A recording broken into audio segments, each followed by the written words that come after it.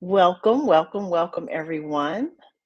We are now in lesson number two of the five lessons Going Natural taught me about leadership. I am your facilitator, coach, trainer, and host, Angela Hooper-Menifield, and I'm Chief Equipping Officer of Menifield and Associates LLC. And so this week we are having a step-by-step analogy, so to speak, of my natural hair process. Please forgive the sirens. I live downtown. About what were some of those lessons that I learned as I navigated from a relaxed hairstyle to a hairstyle that is definitely, more natural, typically air dried. And so this is a journey I've been on for years. And just like the leadership journey that I've been on for years, or I should say decades for that matter, there's always lessons to be had or found, right? And so as a result of that, I have decided to, create the synergy or the marriage between the lessons learned through the transition with leadership. So yesterday we talked a little bit about lesson one, which was the training process, as in you can't walk into the door and expect, boom, throw some product on or slap some training on in a leadership environment, change a leader and get a new product. You really have to invest in training and understand that training is a process, not an event. So lesson number two was an interesting one for me because as I mentioned yesterday, there would be times I would buy products, I would see the ads, the commercials, infomercials, or even see other people using things and wonder, why isn't this working for me? Because it just wasn't. I looked, as I like to say, a hot mess at that time. But over time, and I actually went saw a professional, so that could probably be a step as well. What I learned is there were certain practices that I needed to implement into my routine to really demonstrate that I cared about my hair in order for it to perform at its best. So, one of the things that I realized that I really needed to do was I needed to, oh, thank you. Greetings for Germany. I appreciate you. But one of the things that I needed to do was I needed to nourish my hair. Now, my nourishment routine, it may be something that many of you've never done before, but if you're on this journey, I highly recommend you try it. But what it would entail is like I would take one day a week, maybe just for a few hours. And after I would wash my hair, I would saturate it with hair vitamins. And then I would, put it under cool air for about 10 minutes. And then I would look at it.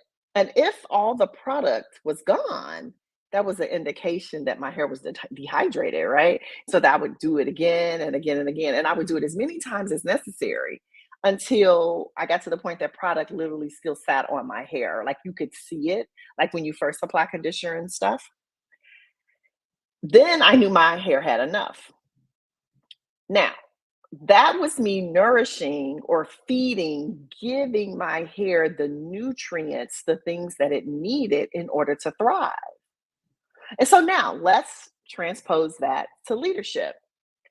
When we're leading people and we're leading teams, so often we get so busy in the doing that we forget the part about the being, like being present and giving them our time and our attention.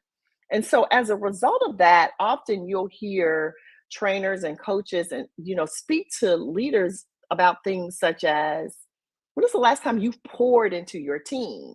Like just giving to them, whether that is, taking everybody out to lunch, had an awards program, just stopped and thanked everybody.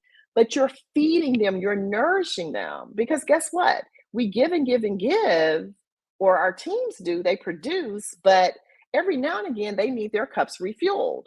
And so this process for my hair was a way for me to do that. Now, as a leader, I had to figure out how to do that too. So sometimes it was something as simple as a potluck, like saying, hey guys, let's have a potluck.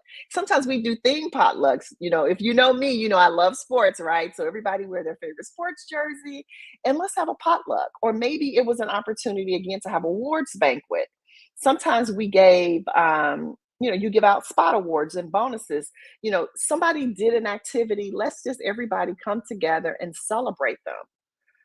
Some organizations and leaders take their teams on group activities. One of the things I do for organizations, and I've been fortunate enough to do it across the country, is we actually play the leadership game, which is a team building exercise to bring nourishment to the team. It's a great way to do a SWOT analysis, have some fun, uplift each other. But it doesn't matter what your practice is. If you're a leader, you want to be able and you want to demonstrate, I care about you, you matter, I value you. And how you do that is with nourishment. And again, awards, rewards, accolades, opportunities again to celebrate victories. All of these things show up as a way to tell your team, I value you. So, just like I had to do it for the hair as I was transitioning, and let me put my lesson here on the screen. Lesson two is two leaders must nourish or feed their teams. So just like I had to do it for my hair to get it to begin to perform and show up in the way that I wanted it to, as a leader of over 35 years, I had to realize that if I wanted my team to give me their best, more times than not, because nobody's perfect, I can't say each and every day, then I had to give them something in return. So again, stop focusing on the doing and think about the being. So that means we as leaders, sometimes we got to let our softer side come out, our human side, our personal side. And some of us are not built that way. When I say us, because I'm not either. However, it can be a game changer for you and your organization. So, thanks for watching again today. Like I said, over the course of this week, we'll be talking about the 5 lessons going natural taught me about, take this comment down. The 5 lessons going natural taught me about leadership. So, that was lesson 2 today. Let's come back on tomorrow, Wednesday, and we'll talk about lesson number 3. Thank you again for watching. Like, share, reach out if you're looking for a coach or a trainer and/or speaker to support you and your organization. Oh, thank you so much. I so appreciate you. Thank you. I appreciate that, Tanya. Guys, take care. Bye.